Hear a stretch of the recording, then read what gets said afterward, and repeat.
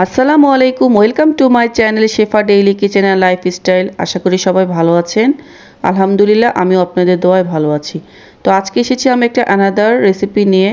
তো রেসিপিটা কি তা জানার জন্য আমার সাথে থাকুন। তো আজকে রেসিপিটা হচ্ছে একটা মাটন কারি রেসিপি। তো মাটন কারি রান্না করার জন্য যে উপকরণগুলো আমি নিয়েছি সেগুলো হচ্ছে, এখানে আমি যে কেটে ধুয়ে নিয়েছি পরিমাণ মতো মাটন, নিয়েছি কিছু কাঁচামরিচ, তারপরে নিয়েছি এখানে আদা রসুন বাটা, এখানে নিয়েছি জিরা বাটা, ধনিয়া গুঁড়া, আর এখানে নিয়েছি জায়ফল, জৈত্রিক, পোস্তদানা, গরম মশলা, পরিমাণ মতো পেঁয়াজ কুচি করে নিয়েছি, আর পরিমাণ মতো তেল। তো প্রথমে আমি যে কাজটা করেছি বন্ধুরা, এখানে আমি চুলার ফ্লেমটা অন করে একটা কড়াই বসিয়ে দিয়েছি এবং এতে দিয়ে দিচ্ছি পরিমাণ মতো তেল। তো তেলটা দেওয়ার পরে আমরা কিছুক্ষণ অপেক্ষা করব তেলটা গরম হওয়ার জন্য। তো তেলটা গরম হলে আমি একে একে সবগুলো মশলা দিয়ে দিব। তো বন্ধুরা, চাইলে আপনারা এই মাটন কারিটা সবগুলো মশলা একসাথে মেখেও বসিয়ে দিতে পারেন, কিন্তু আমি এখানে মাখিয়ে বসাইনি, আমি এখানে একে একে দিব সব মশলা তেলে। তো এই তো প্রথমে দিয়ে দিলাম আমি গরম মশলাগুলো। তো এরপরে আমি অ্যাড করে দিচ্ছি পেঁয়াজ কুচি, তারপরে আমি অ্যাড করে দিব বাকি মশলাগুলো একে একে। তো বন্ধুরা, যারা আমার চ্যানেলটি এখনও সাবস্ক্রাইব করেনি, প্লিজ তারা আমার চ্যানেলটি সাবস্ক্রাইব করে বেল আইকনটি প্রেস করে আমার সাথে থাকুন এবং নতুন নতুন ভিডিও পেতে সাহায্য করুন। তো এরপরে বন্ধুরা, আমি যে মশলাটা অ্যাড করছি, এখানে আদা রসুন বাটা দিয়েছি। তো আমি আদা রসুন বাটা এখানে 3 টেবিল চামচ পরিমাণ দিয়েছি। যেহেতু এটা খাসির মাংস, তাই মশলার পরিমাণ সবগুলোই আমি একটু বেশি বেশি করে দিয়েছি।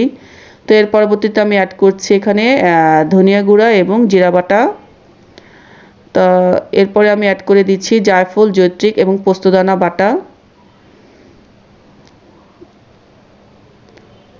যেহেতু এটা খাসির মাংস রান্না করছি, মানে মাটন, তো মাটনে দেখা যায় বন্ধুরা একটু স্মেল থাকে। তো স্মেলটা যাতে না আসে, সেজন্য আমি প্রত্যেকটা মশলাই একটু বাড়িয়ে দিচ্ছি। তো এই তো এখন আমি মশলাগুলোকে একটু নেড়েচেড়ে ভেজে দিচ্ছি, যাতে নিচ দিয়ে তলানি দিয়ে পোড়া না লাগে। এরপরে আমি অ্যাড করে দিচ্ছি 1 টেবিল চামচ পরিমাণ লবণ। এরপরে অ্যাড করে দিব হলুদ গুঁড়ো। তো হলুদ গুঁড়োটা আমি এখানে দিচ্ছি বন্ধুরা 1/2 টেবিল চামচ পরিমাণ। এর পরবর্তীতে আমি অ্যাড করে দিব মরিচের গুঁড়া। তো মরিচের গুঁড়া আমি এখানে 1 টেবিল চামচ পরিমাণই অ্যাড করছি বন্ধুরা, তবে আপনারা ঝালটা যে যেরকম পছন্দ করেন সেই ক্ষেত্রে কম বা বেশি দিয়ে দিতে পারেন। তো এই তো এই অবস্থাতে আমি এখন আবার একটু নেড়ে দিচ্ছি, যাতে আমার পেঁয়াজটা নিচে দিয়ে পুড়ে না যায়। তো এরপরে আমি এখানে অ্যাড করে দিব কেটে ধুয়ে রাখা মাটনগুলো দিয়ে দিচ্ছি। তো বন্ধুরা, এখন আমি এখানে আর এক্সট্রা কোনো পানি অ্যাড করব না।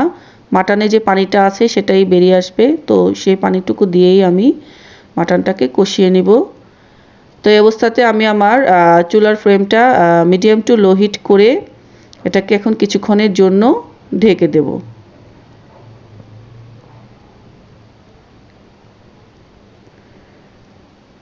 তো এই অবস্থাতে এই তো ঢেকে দিলাম বন্ধুরা।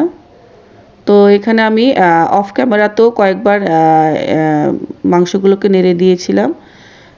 তো এই তো দেখুন বন্ধুরা, মাটন থেকে কতটা পানি বেরিয়েছে। তো এই তো এই পানিটা শুকানো পর্যন্ত আমি মাংসগুলোকে কষাবো। তো এর মাঝখানে আমি দিয়ে দিচ্ছি কাঁচামরিচ। তো কাঁচামরিচগুলো আমি মাঝখান থেকে ভেঙে দিচ্ছি। তো এই তো অবস্থায় কাঁচামরিচগুলো দিয়ে আমি এটাকে আরও কিছুক্ষণ কষাবো। তো এটাকে অবস্থাতে আবার কিছুক্ষণের জন্য ঢেকে দিলাম।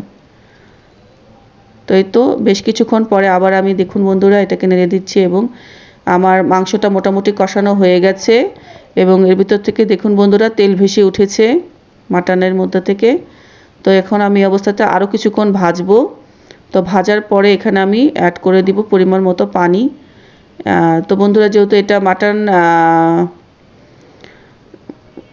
রেজালা রান্না করছি বা মাটন কারি যেটা বলা যায়, তো এই জন্য এখানে আমি বেশি একটা পানি অ্যাড করব না, যেহেতু এটা একটু কষা কষা স্টাইলে হবে এবং একটু ঘন থাকবে। তো এখানে আমি অল্প পরিমাণ পানি অ্যাড করে দিলাম।